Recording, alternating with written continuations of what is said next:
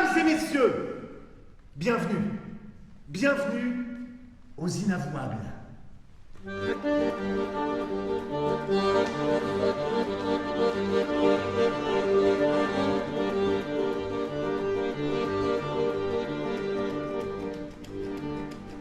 Méfiez-vous des gens simples quand ils osent révéler l'inavouable. Comme si une lumière soudaine les obligeait à se découvrir, ils vous avouent leur part d'ombre, leurs secrets, leurs rêves. Laura, Gaëtan, Sébastien, Elisabeth et les autres se préparent. Ils vont bientôt entrer en scène. Dans une urgence de dire, ils vont venir vous confier leur propre vérité, celle qu'ils ont jusqu'à présent gardée pour eux, pour mieux l'identifier.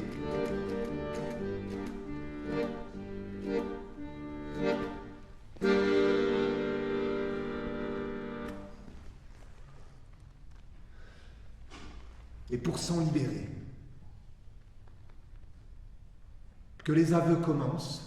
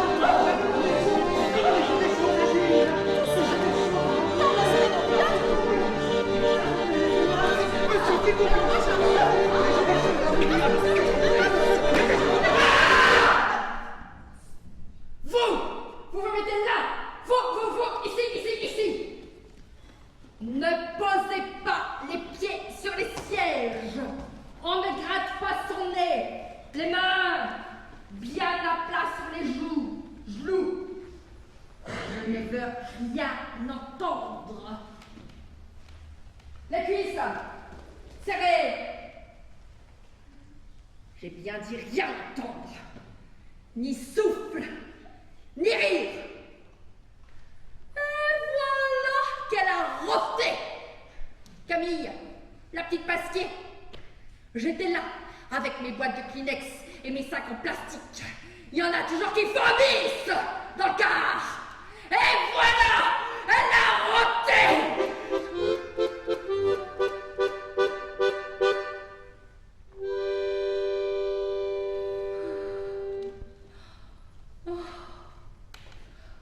Je ne sais pas ce que cela m'a fait, mais j'ai tout à coup songé à Ranguière, où nous allions tous les étés. Oh, nous y allions avec une joie inouïe. René, mon frère, nommait les départements des voitures que papa doublait. Je dormais à l'arrière dans les bras de maman.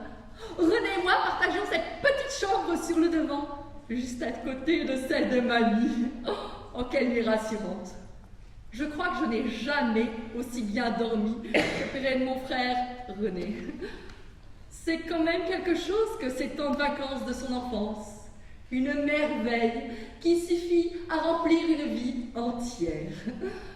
Je crois avoir su transmettre cet enseignement à ceux qui sont passés par mon ventre et par l'école Sainte-Cécile.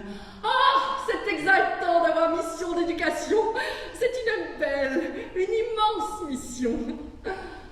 J'ai toujours voulu avoir des petits, minuscules, avec un caractère joyeux mais un esprit frêle.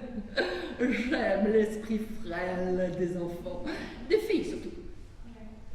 Il est bienvenu que celle des garçons soit un peu plus couillu. Mais parfaitement. Le terme a été employé il y a un mois à l'Assemblée nationale et cela n'a choqué personne à vrai dire.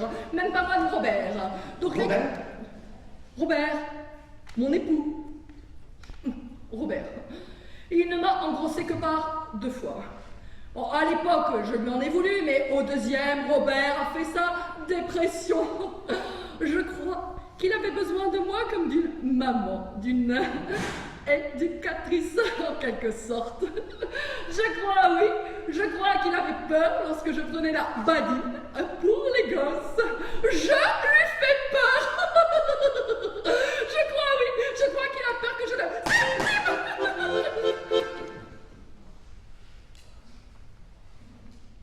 Je l'ai fait une fois. Il était rentré si tard de sa répétition de musique. Et je sais bien qu'il y a à sa répétition. Il a beau me dire que c'est un homme respectueux et que je suis une femme jalouse. Dieu m'a donné un caractère ardent. Bien sûr que je ne suis pas jalouse. Mais il était rentré si tard. René, Robert, je veux dire, c'était le 25 mars. J'étais lasse. Franchement, lorsque toute la sainte journée, on se sacrifie pour des gosses minuscules mais agités, on en prend 34 tout de même à l'école Sainte-Cécile. Le soir, la fatigue vous tombe dessus et costaud. Il arrive 1 heure de retard. Oh, je veux bien que la 3e fugue de bac fût ce soir-là difficile à passer.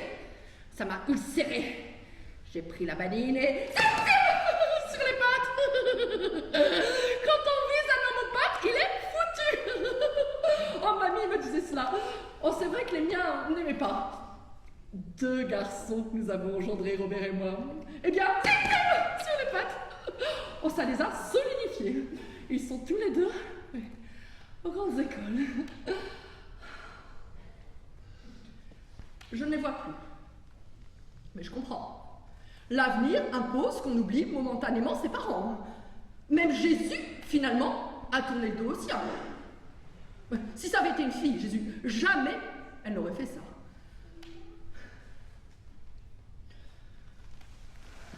René. Robert. Robert. Il m'a foutu une baffe. Ce soir-là, la badine. Ça te fait bander que j'ai dit. Oula. Il est resté mutique. Et hop. Il a filé dans la chambre de Luc, mon aîné. Et depuis, il y dort chaque soir. Ça fait 5 ans qu'il y reste, vu que Luc ne vient plus ici. 12 ans que je n'ai pas forniqué.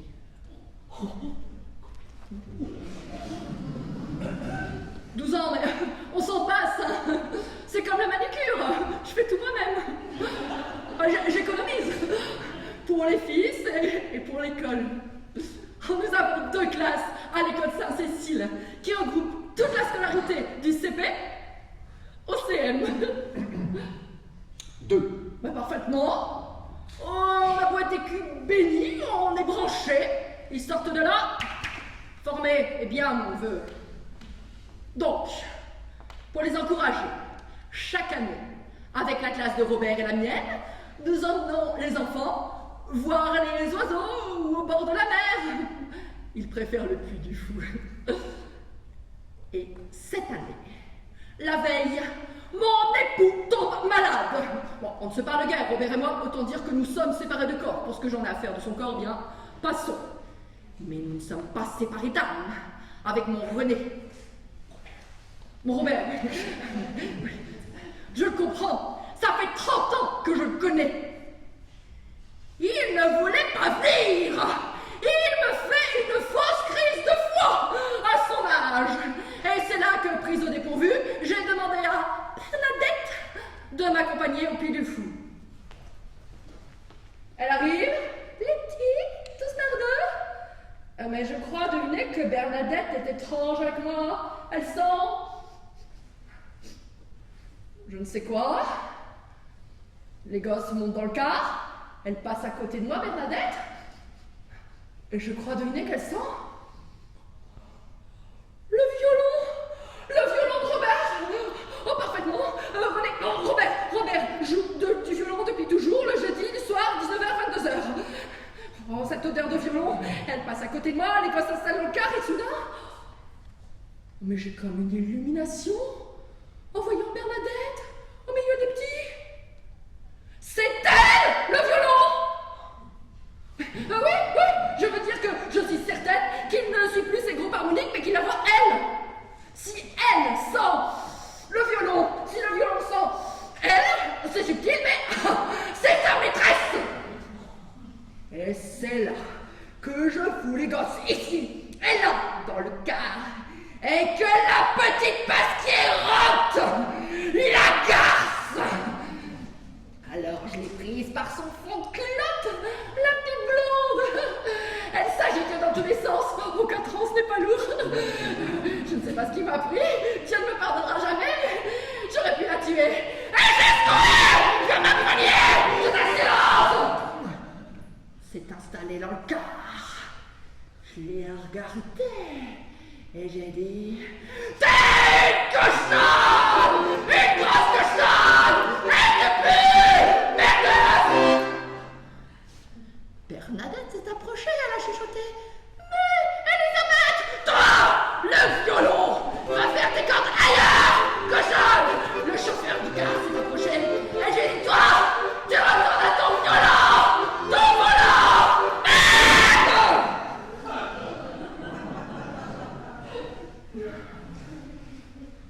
Et je suis sortie. Qu'ils y aillent sans moi, au Puy du Fou. Je retourne avec René. C'est mon mari, tout de même. Oh. Je t'aime, Robert.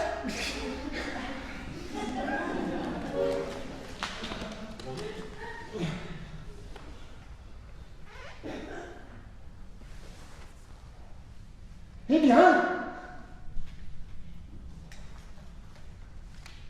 c'est à vous.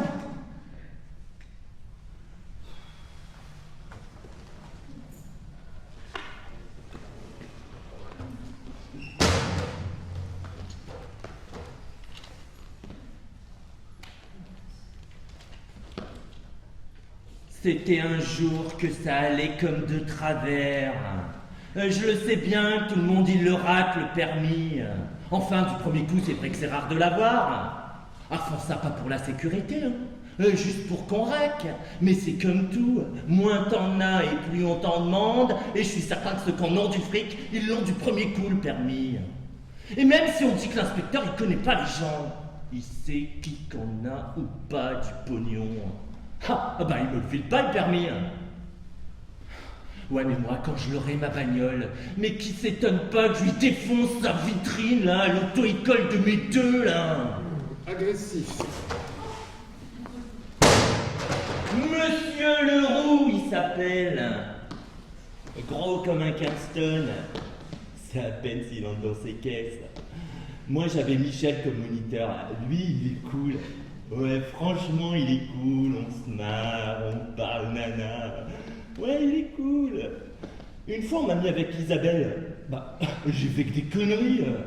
Il faut pas qu'une femme, elle veuille me donner des ordres. Je regarde dans le rétro si je veux, ok?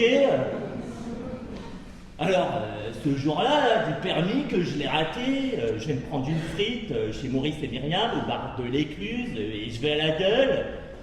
Et qui je vois se pointer de loin là? L'autre, avec son petit chien. Et je me dis merde, pas envie de le voir, lui le nouveau là. Avec l'autre. C'est des tapettes. Ouais, les deux. Des mecs pas si vieux, quoi. Entre 30 et 40. Bon, quand on est jeune, qu'on n'a pas de nana, qu'on se retrouve en foyer ou à l'armée, faut pas nous emmerder, ça peut arriver. Enfin, moi jamais, par exemple. Mais qu'on soit tapette à 30 ou 40, alors qu'on a le choix, moi je sais pas. Maurice il dit que c'est une maladie. Moi je sais pas, mais c'est juste que ça me fait drôle d'imaginer ces deux mecs-là, là, en train de... Enfin bon, d'imaginer Maurice avec Myriam, ça me fait drôle aussi, hein. Ils sont vieux. Alors là, il se pointe l'autre là avec son petit chien, et je sais pas ce qui m'a pris. Bah, j'étais retourné à cause que j'avais pas eu le permis. Je me suis planqué là sur le bord de la rivière, derrière un taillis, Et quand il est passé, je sais pas pourquoi, je lui ai lancé un caillou.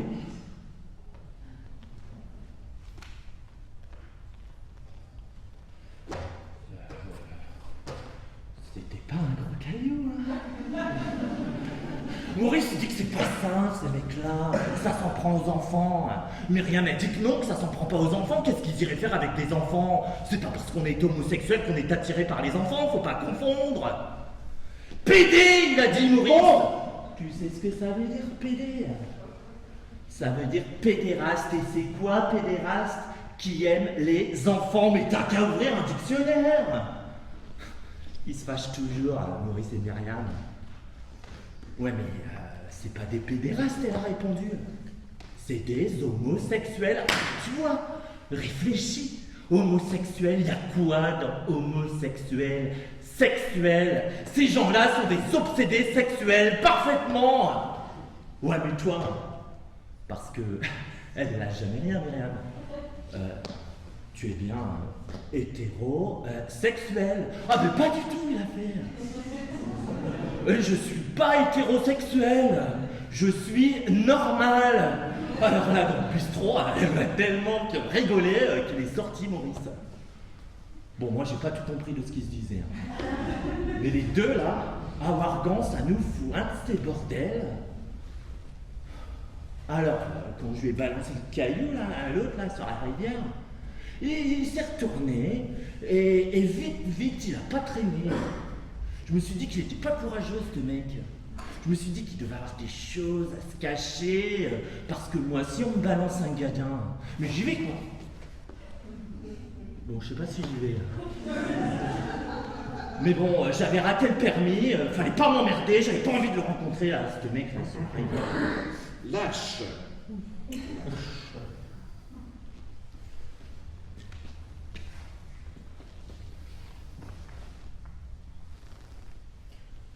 C'est pour ça que le lendemain, quand je suis allé au bar de l'Écluse, chez Maurice et Myriam, j'étais mal à apprendre ce qu'ils m'ont dit. Que des mecs étaient allés le trouver là dans sa maison et qu'ils l'avaient tabassé jusqu'à le rendre comme mort, qu'il était à l'hosto et qu'on savait pas s'il allait s'en sortir. On peut dire c'est 4 vérités un mec comme ça, mais de là le buter, non mais il faut être taré quoi. Le soir, le bar de l'Écluse il était plein, on savait pas s'il allait crever ou pas l'autre là.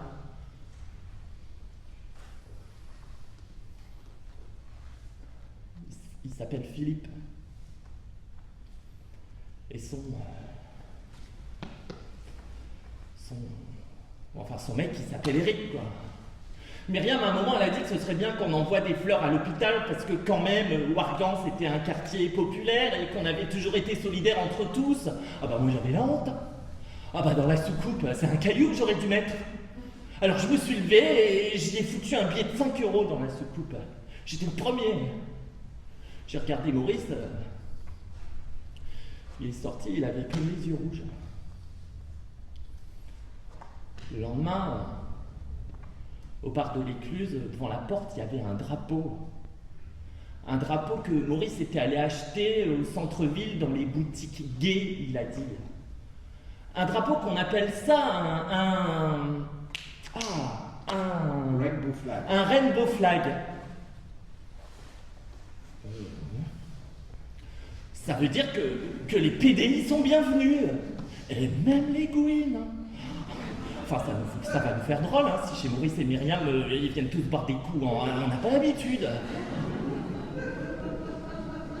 En attendant, on s'est dit qu'on serait tous là à sa sortie de l'hosto à Philippe. Et moi, je lui ai refait une allée en béton pour qu'il circule avec son fauteuil roulant.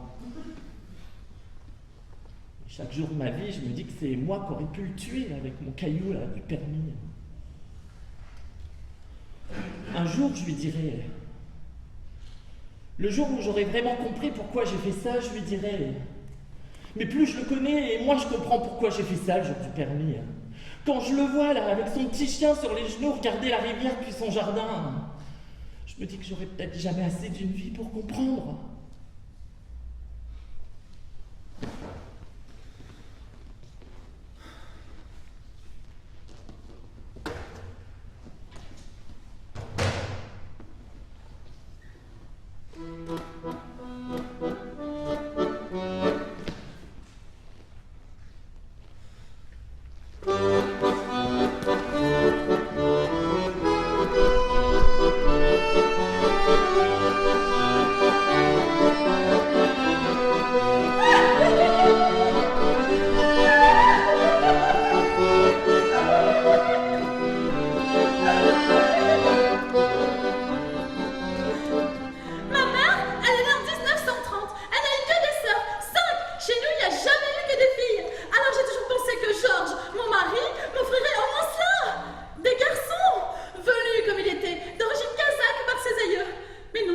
n'avons eu que des filles. Léa, Marisa, Denisa, Andrea et Claudia. Oui, il a fallu mettre des A partout. Une sorte de marque de fabrication. Georges y tenait, il travaillait dans l'informatique, un homme méthodique. Et il m'a fait 5 filles, qui toutes sauf Léa peut-être, ont un adorable duvet brun au-dessus de la lèvre. J'ai toujours trouvé cela tellement attendrissant. On est de l'Est chez nous. Ma mère n'a que des sœurs. Ma sœur aussi en fait des sœurs, des filles, et ça manque chez nous les garçons. Ma mère n'est pas une sentimentale, hein. Une vie dure dans l'Est, la terre, l'agriculture, je vous passe les détails, c'était dur. Aujourd'hui, je sais pas, j'ai foutu les pieds. Moi, je m'appelle Claude. Et... Claude. Oui. Oui, donc, je m'appelle Claude, comme le mari de la sœur de ma grand-mère, Léontine. Eh bien, cet homme Claude, il a toujours été très aimé chez nous. Eh bien, pourtant, c'est un assassin. Oups, je l'ai dit, ça m'a sorti trop vite. Je vais avoir 43 ans et je suis enceinte. Pas de Georges, non, le pauvre est sous terre. J'ai jamais trompé mon mari. Je suis veuve, mais... Le pompier qui est venu vendre des calendriers pour le nouvel an, il est vraiment un très bel homme. On s'est revus, bon, il est veuf aussi, qu'est-ce qu'il y a de mal? Je voudrais faire un garçon. Et donc voilà. Hop là. Oui, donc je m'appelle Claude, comme le mari de la sœur de ma grand-mère, Léontine. Ma grand-mère, Léontine, elle a une fille sur le tard. Elle a gardé bien que l'enfant soit, comment dire, déficiente. Bon, ça se voyait, mais on n'en parlait jamais. Comme elle l'avait sur le tard, mémé Léontine, passé 40, on se disait que son vieux corps de vieille femme n'avait pas pu faire du bon. Bref, l'enfant est né, comment dire, déficiente, et plus personne n'a jamais fait attention à elle. Pas d'école, pas de jouets à Noël, on l'a ignorée comme une chose anormale. Bon, on l'a tolérée. Elle était toujours collée dans les jupes de sa mère, et son père, mon grand-père, lui parlait comme un ouvrier agricole. Moi, je pouvais pas imaginer qu'elle était notre famille, tout le monde lui parlait comme une servante. Sauf sa mère, Léontine, qui lui parlait jamais. Sauf dans l'intimité, je suppose. Mon grand-père est mort et ma grand-mère est partie vivre avec sa vilaine fille dans une petite maison loin du village. Moi, je me suis aperçue qu'elle était notre amie qui a 7-8 ans. Elle en avait 22 et elle faisait peur quand elle était laide. Elle s'appelait Marthe. Mais tout le monde dans le pays depuis l'enfance l'appelait l'affreuse. Et moi, j'ai toujours cru que son nom était en 2 parties. Là, plus loin, Freuse. Son prénom pour moi c'était Freuse. Quand Léontine, ma grand-mère, a décédé, ses ennuis ont commencé à Freuse. On a mis Freuse chez sa tante aînée, la sœur de ma grand-mère. Elle s'appelle Raymonde, la femme de Claude, celui dont je porte le nom. L'assassin, je l'ai déjà dit. C'est-à-dire, il y avait 5 sœurs chez ma grand-mère.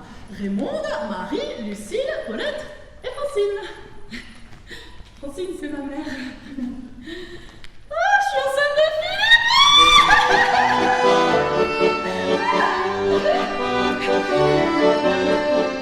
Il va avoir 50 ans et il n'a jamais eu d'enfant. On peut le croire, ça. Un homme sans enfant à 50 ans, c'est comme s'il était vierge. Ça me fait cette impression. Il arrive tard, cet enfant-là.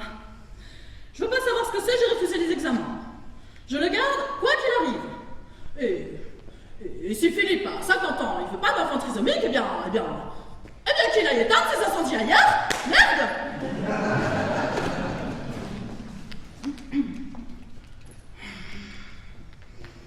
Bon. J'ai commencé à m'intéresser à Freuse, elle avait 22 ans. Elle était à peine plus haute que moi, une démarche d'ours, des grognements, mais souvent elle chantait des comptines que sa mère, Léontine, lui avait apprises. Nous, on habitait vers Charleville et on allait souvent en vacances chez ma tante. La deuxième, celle de ma maman. Oui, bon, j'aimerais. Et c'était là que je la voyais, Freuse. Ma tante, en fait. Elle était chez Claude. Je me demande si c'est parce que je m'appelle Claude qu'elle m'a choisi, moi, pour aller dans la forêt. Oh, on a tout aimé ça, aller dans la forêt. Hein. Il fallait passer le chemin au-dessus du pré 40 et tout de suite, là, la forêt. On y va à Freuserie, elle est grosse, énorme. Maman, j'ai encore rien compris, je suis tellement gamine à l'époque, 8 ans. Personne m'a dit qu'elle était enceinte. Tu parles, après j'ai su, le mot venait dans mes bras. Mais moi, à l'époque, je croyais qu'elle était juste obèse, Freuse. On en avait des tonnes de filles obèses dans la famille. Et maintenant, on a des grands maigres, et on a des velus, et on a des rosses, et on en a même une qui est aviatrice. Je voudrais bien un fils.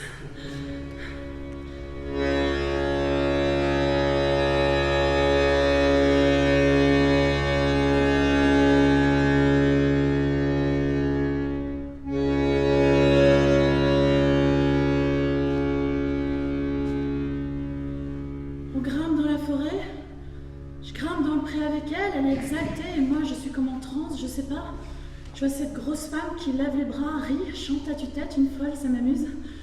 Il est 5 heures, on fait un genre de cabane. Elle me demande d'aller chercher du bois, je la trouve géniale. Et tout à coup, elle fait une sorte de nid. Et ça me fait rire. Elle fait une sorte de terrier, un trou, jusqu'au moment où elle s'écroule et elle accouche. Tout le temps que ça a duré, j'ai été émerveillée, je sais pas. Elle n'a pas crié, elle s'est accroupie, elle a poussé et elle riait. Et moi, je caressais sa main, je regardais son visage. Elle était magnifique. Freuse était plus belle que Marilyn. Elle avait un air félin, elle était ailleurs. Comme Marie, je me suis dit, Marie, la mère de Jésus. J'ai pensé que Marie avait dû faire Jésus comme ça avec Joseph ou un âne qui lui léchait la main. Je sais pas, une femme peut comprendre cela. Et il y avait un garçon, un minuscule qu'elle a mis dans mes bras. Et elle a dit, donne un nom, petit. Moi, je savais pas, j'étais drôlement émue à l'époque, 8 ans. Alors moi, j'ai pensé que le petit s'appellerait Hugues. Parce qu'à l'époque, j'étais amoureuse de Hugo Frey. Ils sont arrivés vers 9h. Je jure que j'ai pas vu le temps passer. Et c'est pas les baves de mon grand-oncle qui ont changé quelque chose. Tout le monde s'inquiétait et ma mère m'a dit « Mais tu te rends compte avec elle, il aurait pu t'arriver n'importe quoi !» « Mais c'est ta sœur, je lui ai dit. » Et v'lan, une baffe. On plaisante pas dans l'Est. C'est le lendemain que mon grand-oncle m'a dit « À cause de tes conneries, on l'a perdu. Si t'étais venu nous chercher avant, on aurait pu le sauver. » Mais quoi, perdu? J'ai su qu'on avait perdu Hugues. Le lendemain, quand j'ai revu Creuse, elle m'a dit, soufflé, grogné, je sais plus, que c'était son oncle, Claude, qui avait tué Hugues. Étouffé. Je crois. Et après Freuse, elle est allée à la rivière et elle s'est noyée dans le grand trou d'eau qu'il y a sous la cascade. Longtemps après.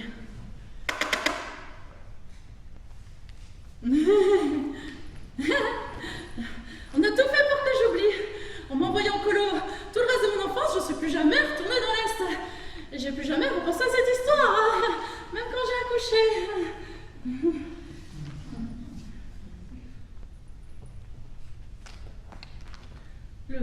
Le nom de Freuse est gravé derrière la pierre tombale.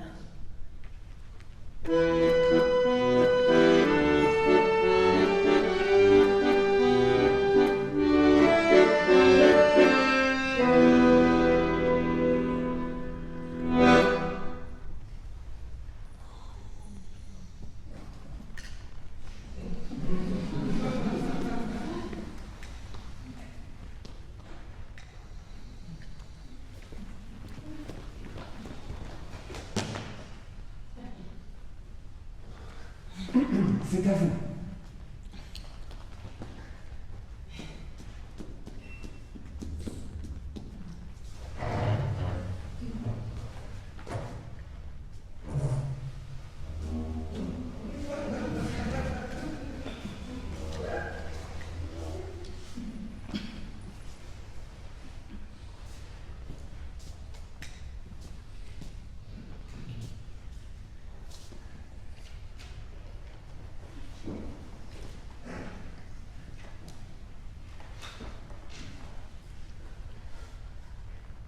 Déjà, il y a eu l'épisode du Marcel qui voulait plus porter, rapport à son arthrose qui lui prend le bras et le dos.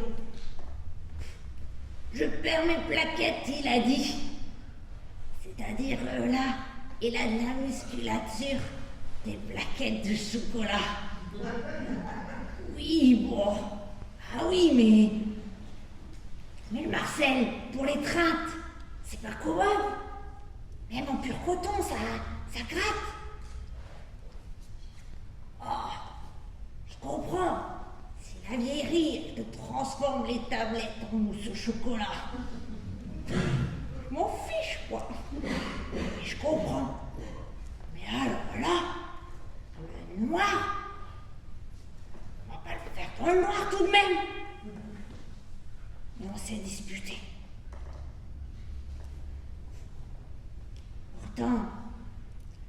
Pourtant j'aime ça. Plutôt 2 fois qu'une. Mais moi, je n'en veux pas. Qu'est-ce que c'est que ce simagrée?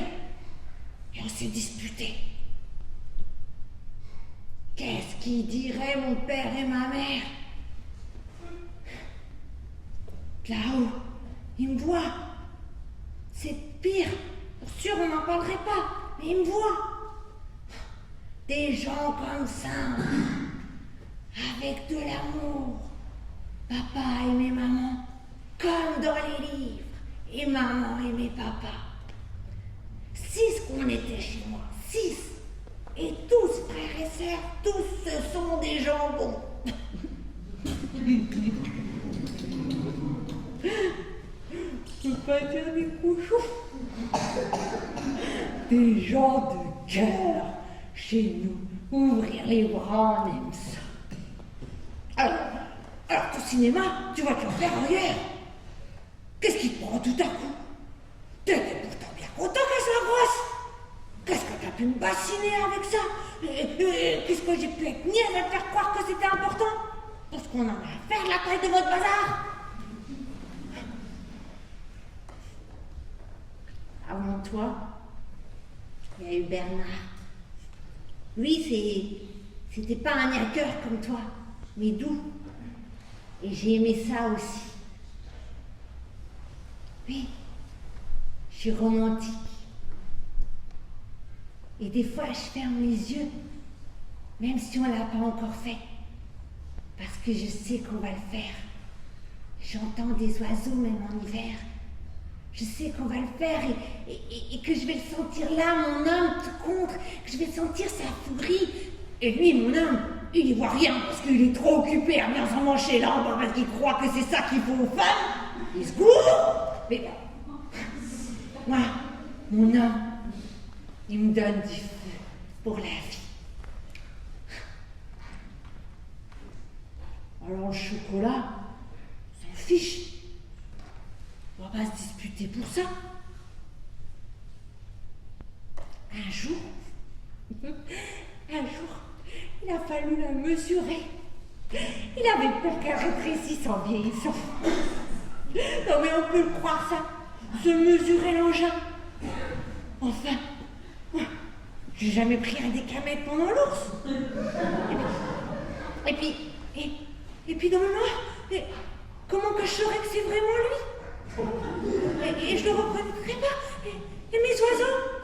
Pas encore pour Marcel, mais non. On va pas se mettre à la bougie alors qu'on a acheté des abat-jours aux 3 Suisses en velours qui ont coûté la peau des fesses.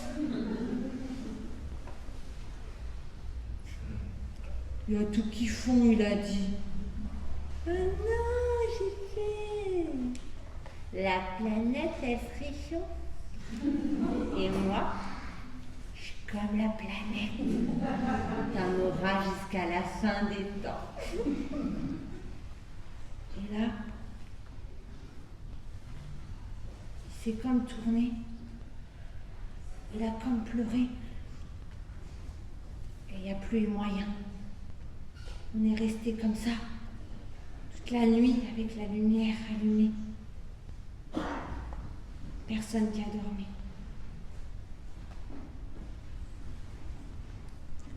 Petit matin, il s'est levé et il a dit « T'as qu'à acheter des lunettes infrarouges. » Et il s'est levé. Il était beau comme ça, avec son grand corps tout affamé. On aurait dit un ptio qui a peur de la vie. À tous les coups, ce soir, il me débranche le compteur pour me faire croire à une panne de secteur. Et ça se trouve ça, des lunettes infrarouges? On va pas se disputer pour ça. Ça se trouve des lunettes infrarouges? Non mais on va pas se disputer pour ça. Est-ce que ça se trouve des lunettes infrarouges? On va pas se disputer pour ça.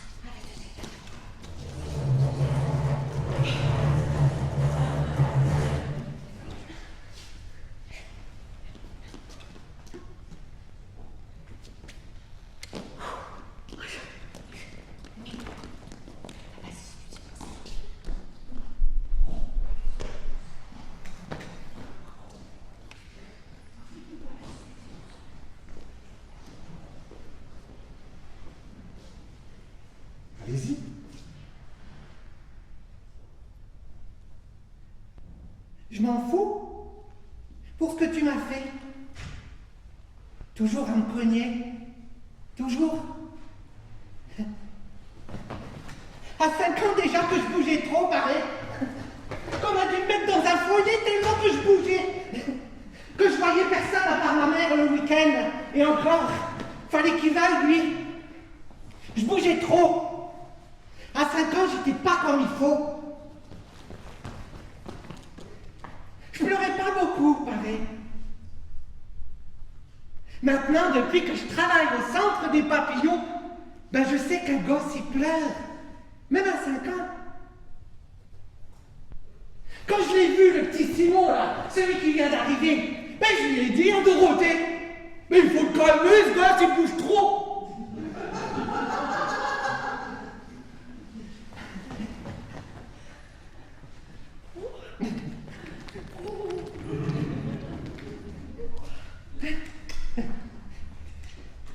Dorothée, c'est la directrice du centre des papillons où qui vont les enfants pas bien. Et elle m'a dit... Il est vivant, c'est tout. Artio, il a que ça à faire pour se faire comprendre. Pleurer, sourire, tant qu'il n'a pas les mots, c'est ce qu'il fait. Il pleure et il sourit. Comme ça, nous, on le comprend. Si tu le calmes tout de suite, comme tu dis, alors il n'aura ni les rires, ni les pleurs, ni les mots. Oh, ça m'a fait drôle de comprendre ça que je peux pas dire. Que si le gosse, il a pas les mots. Bon, bah, il pleure, il rit. C'est des trucs à se faire comprendre de ses vieux, quoi. C'est le jardinier que je fais au centre des papillons. Mais un jour, je voudrais faire comme Dorothée, avec les petits qui pleurent et qui rient. J'aime pas les fleurs. J'ai fait ça pour apprendre un métier. Parce que à l'école, ils n'ont pas réussi à m'apprendre quoi que ce soit.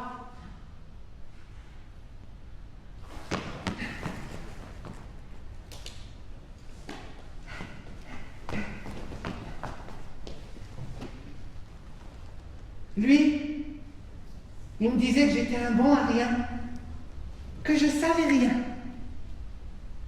Mais maintenant, je sais qu'on ne pouvait pas se comprendre. Parce que quand j'avais pas les mots, mais que les pleurs et les rires, eh ben, il savait pas. Il fallait se taire. Les hommes, ça c'est ça moins bien que les femmes, elle dit Dorothée. Et c'est pour ça qu'il faut apprendre au père à écouter. Mais écoutez quoi, je lui ai dit. Lui, il me disait qu'il n'y avait rien à dire, qu'il fallait se taire, qu'il fallait obéir, et que ben, si on n'obéissait pas, et ben...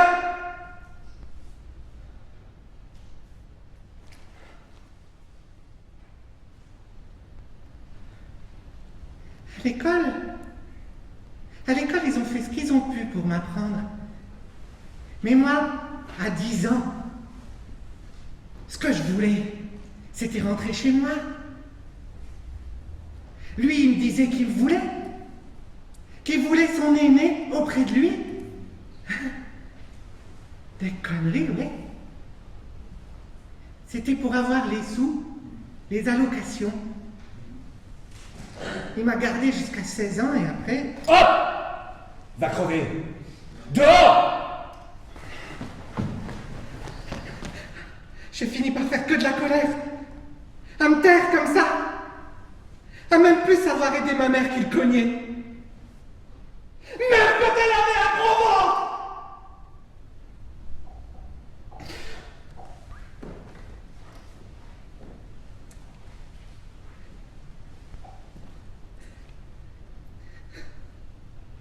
Je suis restée bloquée pour lire et pour écrire. De toute façon, avant de faire l'alphabétisation, ben, je voyais pas ce que je pouvais lire ni écrire. Maintenant je sais. Oui. Ma mère, elle ne veut plus entendre parler de ce gars-là. Mon père, il a fini ses jours dans un hôpital à Doullens. Un truc de l'assistance publique pour ceux qui ont rien comme moi quand j'étais petit. Sauf que lui, ben, il y est mort. Mais moi j'ai vécu.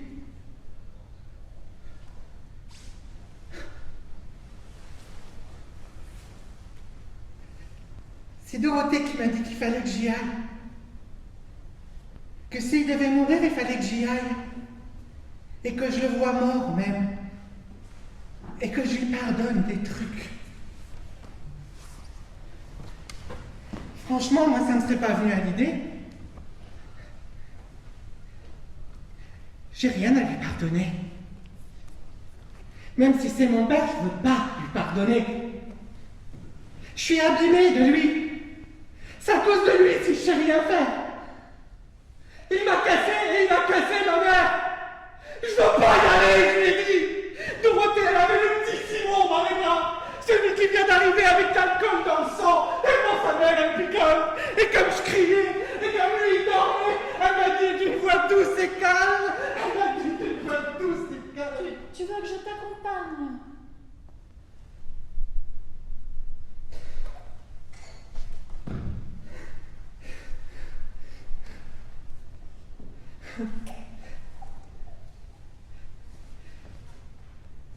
J'ai jamais plus pleuré depuis mes 5 ans, mais là,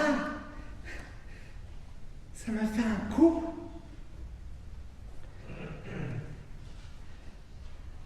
Alors le lendemain, on a pris le car tous les deux pour Doullens où qu'il était. J'ai parti pour la journée, un congé que j'ai dû poser pour ça, en plus de payer le voyage. Dans le car, je me suis dit que s'il devait mourir, eh ben, peut-être qu'il fallait que j'y aille tranquille, quoi. Peut-être qu'il allait me dire qu'il m'avait aimé. Quand j'étais pas si naze. Dans le car, j'ai eu des mots en moi, comme si je les écrivais. Des trucs qu'on pense et qu'on dit pas. Qu'on écrit peut-être si on sait. Et là, mon père m'aurait dit: T'es un bon gars. Maintenant que je m'en vais, tu vas t'occuper de ta mère et des autres. Maintenant, c'est toi qui vas redresser notre famille. Moi, j'ai pas su rapport à ma vie. Je crois en toi. Tu es un bon gars. Et il m'aurait, je sais pas, il m'aurait serré dans ses bras, quoi. Des conneries, oui. J'étais comme ça dans le car, et Dorothée, elle m'a dit: Tu es perdu dans tes pensées, Sébastien.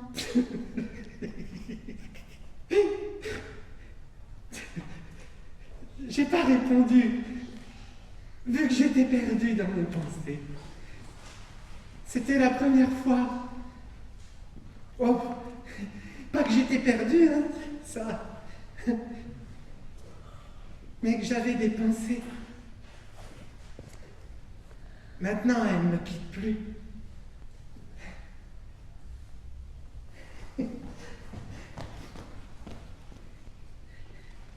En arrivant, l'infirmière.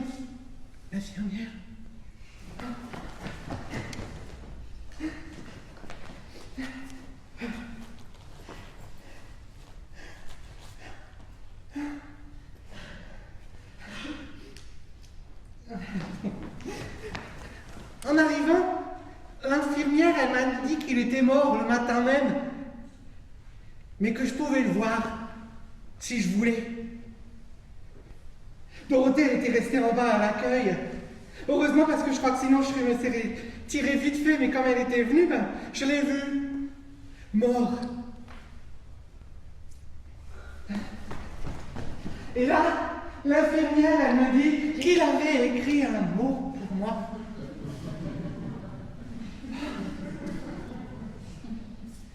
Je savais même pas que mon père savait écrire. Un mot comment, je lui ai dit, et là, elle m'a remis une enveloppe.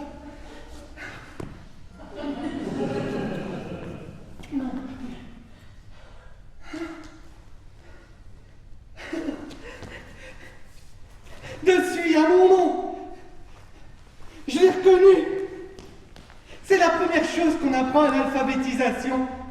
Et il en a écrit pour tout le reste de ma famille. Non, il a écrit qu'à vous, rien qu'à vous.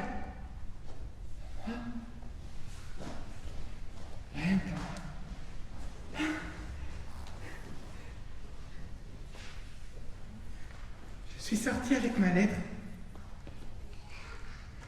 J'ai rien dit à Dorothée. Je veux pas qu'elle me la lise, cette lettre-là. Ça prendra le temps qu'il faut, mais je vais la lire. Et je vais lui répondre. Et ça prendra le temps que ça le prendra. Et j'irai tous les jours à l'alphabétisation. Et je vais lui répondre.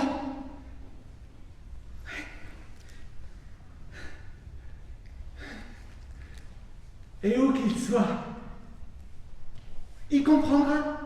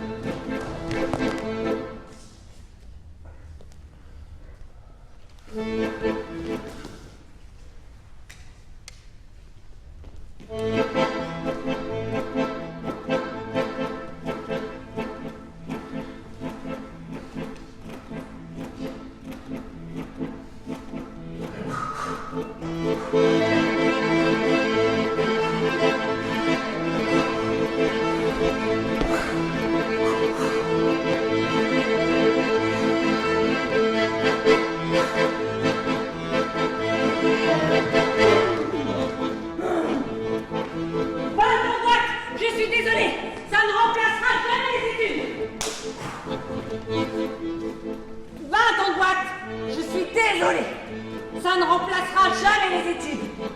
On y apprend à travailler, ne pas s'énerver, savoir optimiser les résultats. On est là pour ça. Les DRH sont là pour ça. Veiller à ce que l'humain ne nuise pas aux relations interprofessionnelles. Oui, bien sûr, l'humain est important. Un ingrédient nécessaire. Et l'humain a toutes les sauces. On perd les objectifs. Et quelqu'un qui perd les objectifs, il est incompétent. Il doute. Et cela, on apprend cela en 12 ans de formation. Tu doutes, tu meurs dans ce monde. Alors, il vaut mieux en changer. Non. Pas de monde, de métier.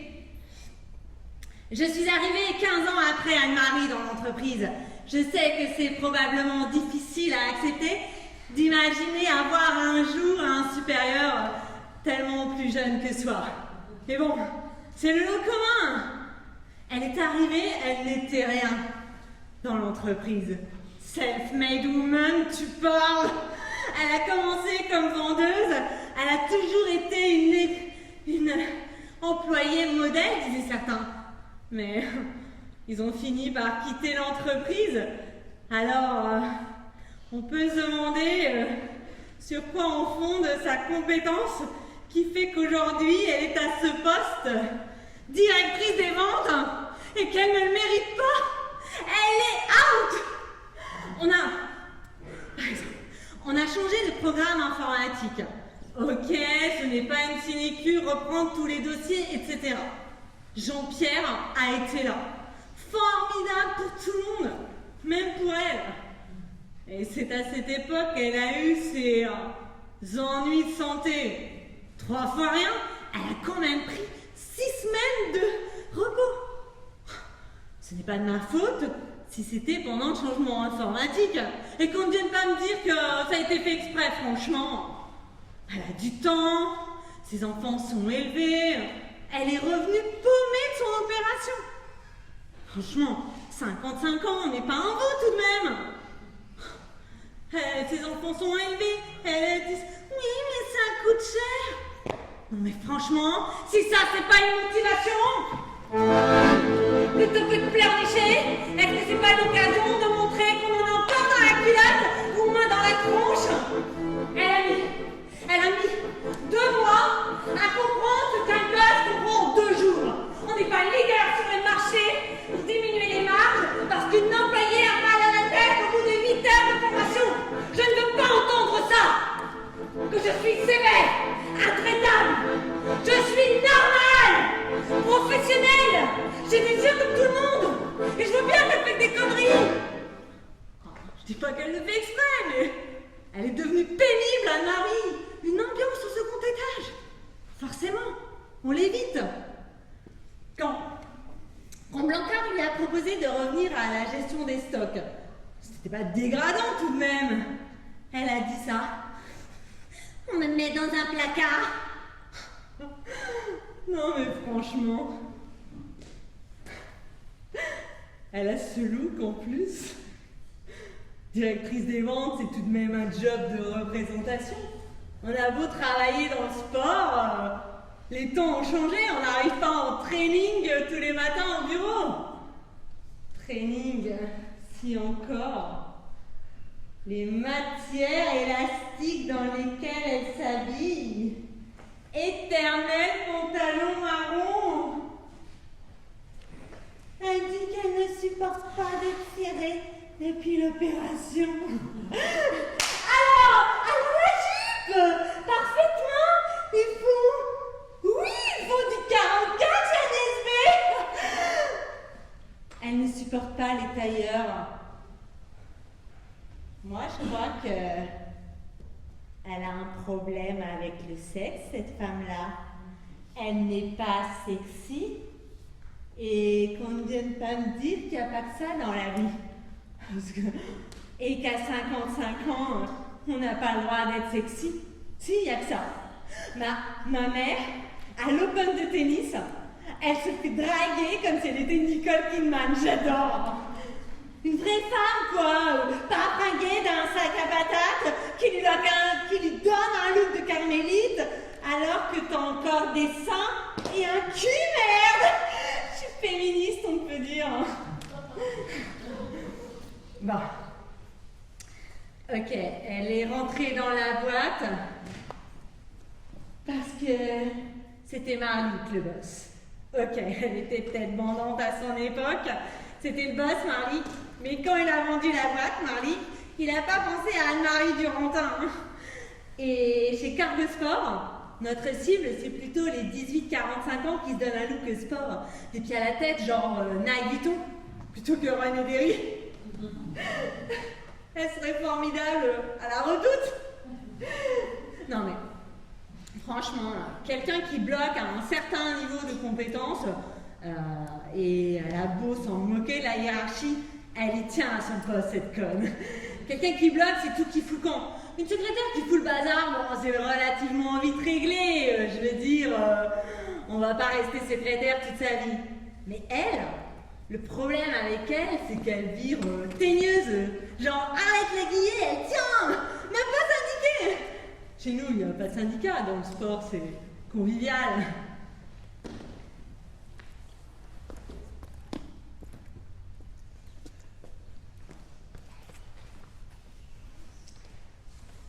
On me nomme directrice adjointe aux ventes. Je n'y peux rien. Oui, c'est elle qui m'a formée dans la boîte. Et alors? Blancard me file tous les dossiers, donc je les fais. Je fais son boulot et elle est encore pas contente. Je suis payée moins qu'elle. J'ai toute la vie devant moi, elle a plus de 5 ans. Je devrais me laisser emmerder par Anne-Marie, moi? Bon. Oui, il y a eu la lettre. On a été plusieurs à avoir été approchés pour ça. Le dossier Blind a été maltraité. Elle a fait une bourde, une grosse bourde. On me demande. Je confirme. C'est pas de la délation. La lettre, c'était un avertissement appartenant à une procédure de licenciement pour faute grave. On ne savait pas. Vous avez signé la lettre? Elle a fait lorsqu'elle a su qu'on avait été approchés. Vous avez signé la lettre, Laura? Je m'en remets à ma hiérarchie, j'ai fait. Mais je suis votre supérieure hiérarchique! Elle a dit. Elle était mal coiffée, les ongles pas faits. J'ai rétorqué. J'ai des responsabilités par rapport à carte de sport, je les remplis. Les remplir? C'est tirer sur l'ambulance? Quoi, tirer sur l'ambulance? Personne n'est mourant, j'ai fait. Et je suis sortie, elle me gonfle, merde! J'ai fait un courrier à Blanca et j'ai écrit. C'est elle ou moi. Merde, j'ai 28 ans. Je vaux 95 kg sur le marché. Je suis libre. Je n'ai pas d'enfant. J'ai la vie pour moi. C'est elle ou moi. Merde, j'ai 28 ans. Je suis libre. Je vaux 95 kg sur le marché. Je n'ai pas d'enfant. J'ai la vie pour moi. Merde. À 55 ans, moi, je serai pas là. À 55 ans, moi, je serai pas là.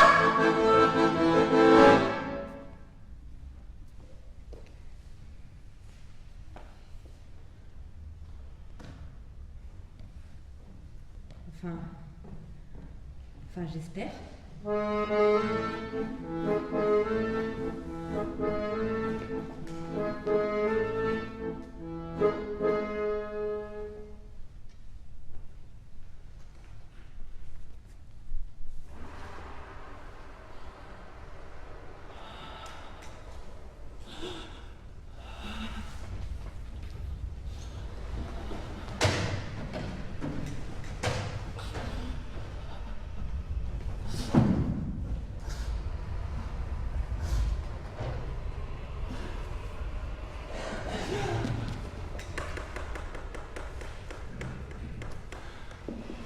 Je savais bien que je n'y arriverais pas. Je le savais et pourtant j'ai pas pu m'empêcher de vouloir le faire. Sortir. Là. Dehors. Dans la nuit noire. Pour épater mon père.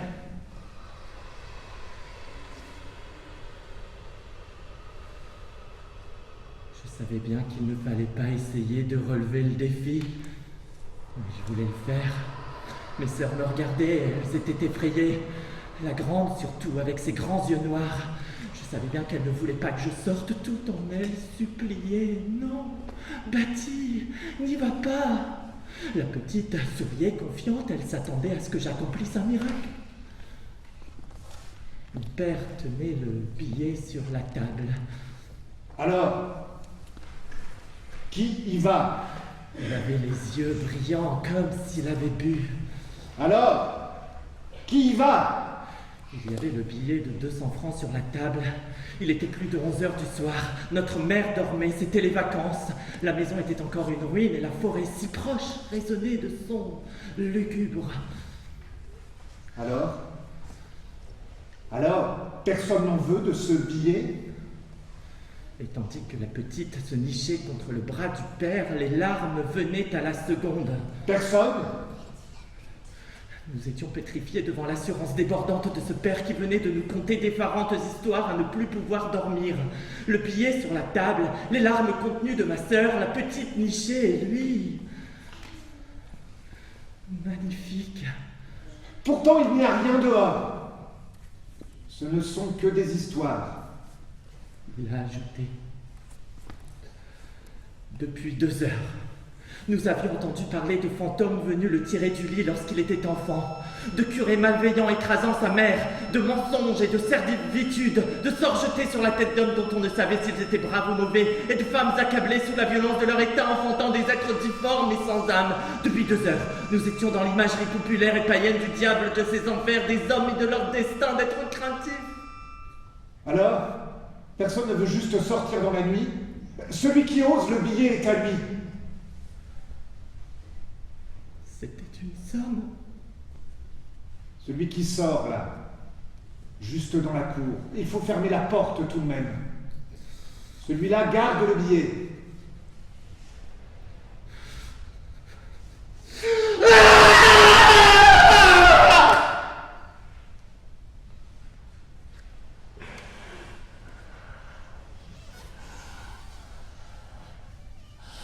Je pensais pas au vélo ou à la guitare que je voulais m'offrir. Non, j'avais 14 ans. Je regardais ma sœur, la grande, épouvantée à l'idée que moi, le fils aîné, je sorte dans la nuit. Car toute cette mise en scène n'avait pour but que de m'humilier, moi, le fils aîné. Ainsi, notre père dirait... Bon, eh bien, tant pis. On va aller se coucher puisqu'il n'y a pas de courageux ici. Et chacun de nous s'endormirait dans l'effroi et la honte, la petite donnant la main à la grande et moi les yeux ouverts, meurtris, ridicules. Notre chambre aurait été un antre de rage étouffée et de peur mêlée. Alors, je le range? J'ai cru que ma sœur allait se lever et aller dehors. Elle a eu comme un mouvement de corps. Elle allait se lever, se sacrifier, aller dehors et fermer la porte. Mais dehors, des fantômes, des morts, des hommes armés, des femmes hystériques attendaient. Ils étaient là, forcément, si mon père me provoquait, c'est qu'il y avait une raison. Ils étaient là, piétinant le gravier, grimaçant, vêtus de haillons pouilleux, des faux à la main, des croix levées, ensanglantés, forcément. Tous. Je me suis levé. Il a eu l'air surpris. La petite a poussé un cri de mésange et la grande a étouffé un rire.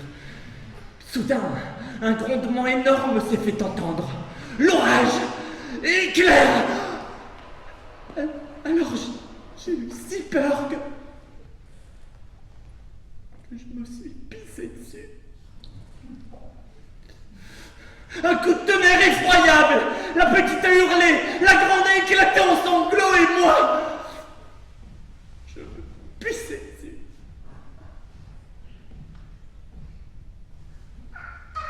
Je ne suis jamais sorti dans la cour. Et mon père a replié le billet de 200 francs, l'air sombre et la main tremblante.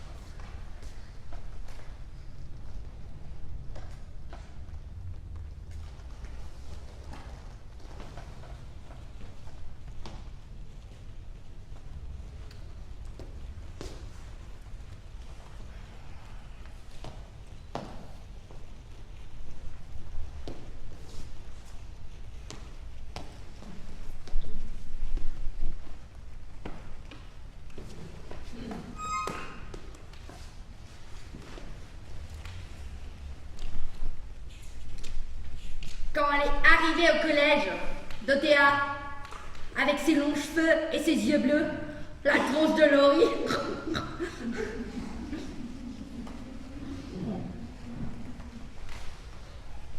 Voilà. Bien sûr, les mecs, ils lorgnaient tous sur elle. Ok, c'est galère d'être une nana. Si on veut pas, on est naze. Et si on veut, c'est pire. Eux, ils se la posent pas la question, ils veulent toujours. Je connais. Elle, Dorothea, elle connaissait personne. Elle vivait avec sa tante. Pardon?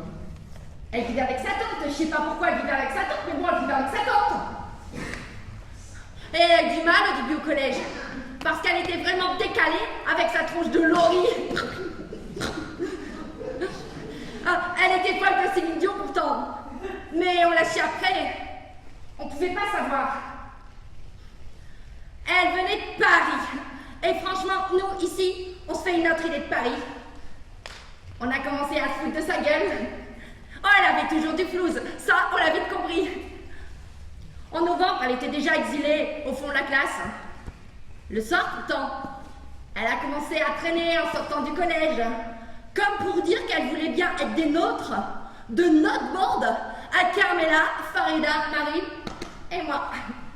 Mais nous, on n'en avait rien à foutre de cette nana. Un jour, elle nous a invités chez elle. Erreur! Oh la baraque, faut voir un truc! Tout comme chez Barbie et Ken, on lui a dit.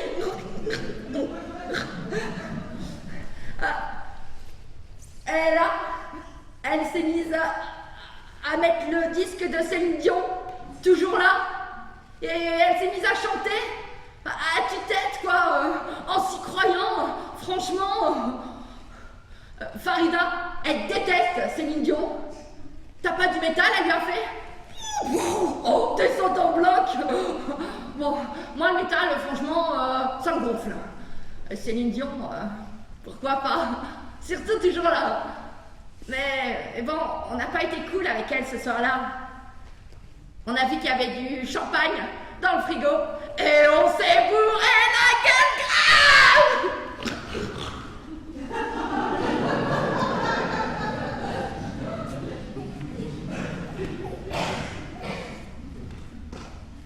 C'est après qu'elle a cru qu'on était copines avec elle. Mais nous, on s'en foutait. C'est Marine qui a eu l'idée. Pas de la raqueter qu'on ne soit ça, non, c'est pas notre genre. Non, on lui a juste fait croire que dans notre banc, à Carmela, Farida, Marine et moi, on était toutes liées par un serment. Et que chaque semaine, chacune d'entre nous mettait 50 € pour se payer un super voyage d'été. Oh, pour aller où, elle a demandé? La Corse, a répondu Farida. Oh, ça l'a fait kiffer grave, la Corse. Elle était la seule à mettre du pognon chaque semaine. 50 € qu'on dépensait toutes les 4 en boîte le samedi soir parce que les boîtes, ça ira.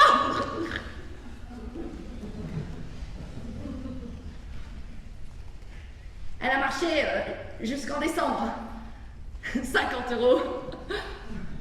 Mais après, elle a commencé à avoir des doutes. Là, Carmela, elle a dit « Ok, on la laisse tomber ». Mais Dorothea, elle n'a pas supporté. En janvier, elle est revenue et elle a dit « Ok, j'en suis. Mais il faut me dire à quoi il sert ce pognon. » Elle nous voulait comme copines. Moi, ça me faisait mal au cœur, mais bon, on n'a pas le temps de s'éterniser sur le cœur dans ce bahut. Là, Marine, elle lui a balancé un extra. Elle a dit « Goûte ça et on en reparle ». Carmela et moi, ça nous a choqués, mais bon... Enfin, Marine... Enfin, je sais pas, enfin, il nous fout la trouille, quoi. Je sais pas.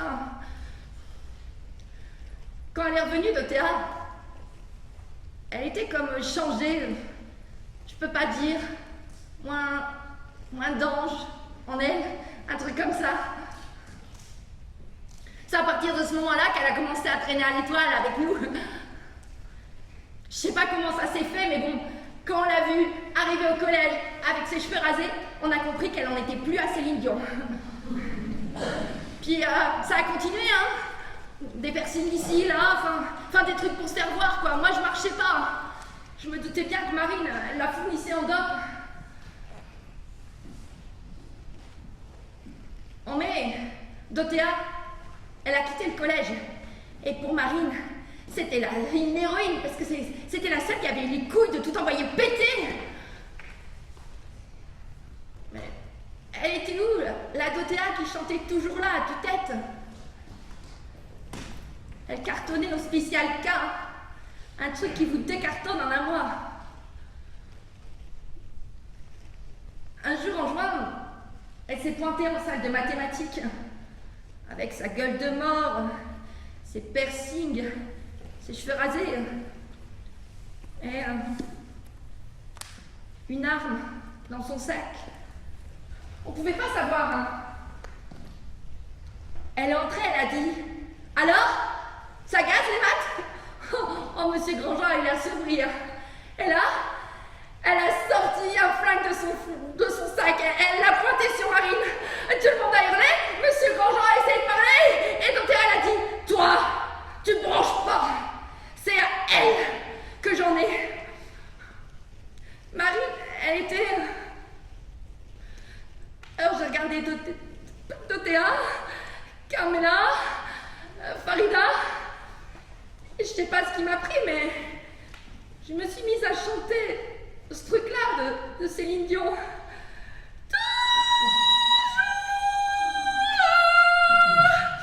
Je me suis levée et j'ai chanté.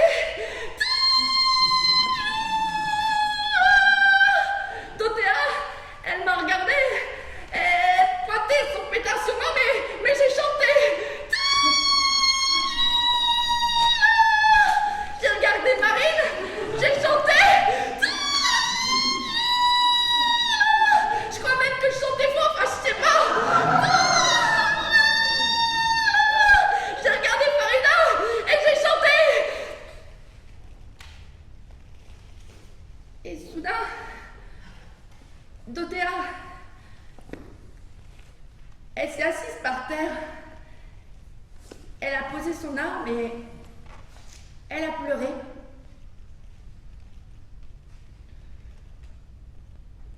On l'a emmenée. Son arme, elle n'était pas chargée.